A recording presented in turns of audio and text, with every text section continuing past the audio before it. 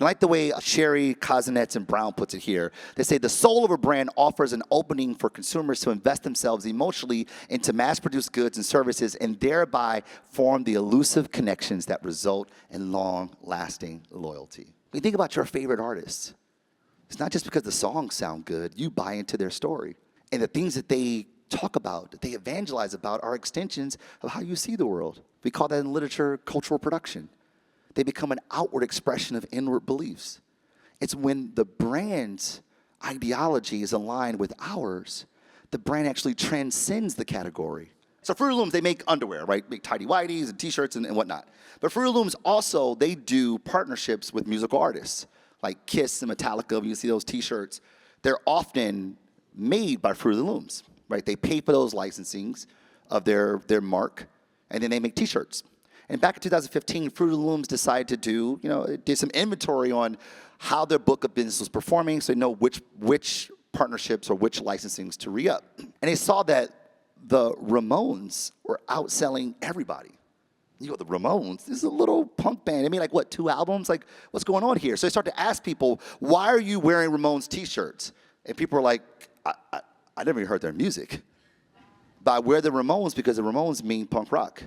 They mean badass. And by me wearing this t-shirt, the Ramones become a signifier of myself. This is unbelievably powerful stuff. And this is not just a happenstance scenario. The literature's been telling us this for over a century. Traditional marketing works like this. I have a brand, we have products, and I communicate those products through some advertising. My razor's sharper, my battery goes faster, my car goes faster, my shampoo will get you laid. I don't know. And the idea is that you communicate that through some advertising, and people go, oh, I want to get laid, I'm going to buy a shampoo. It's completely awareness-driven.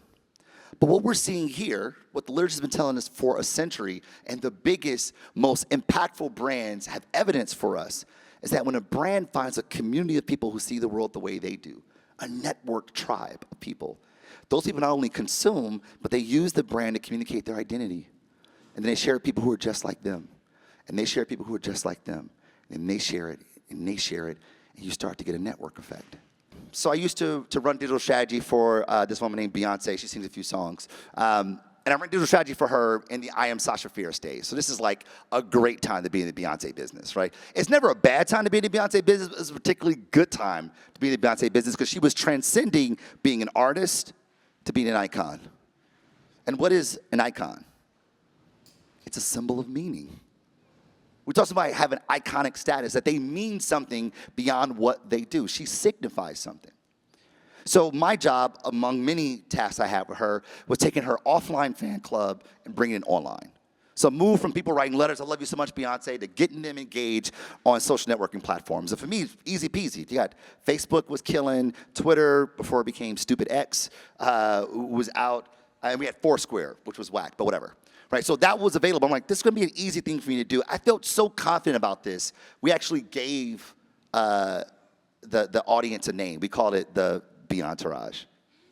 Terrible name, horrible name. But to our credit, Entourage was a big show at the time. It was bad. Anyway, we launched this thing, Object Failure, just terrible. No one showed up to this grand reveal that we did. And I was very nervous because I'm going to get fired for sure.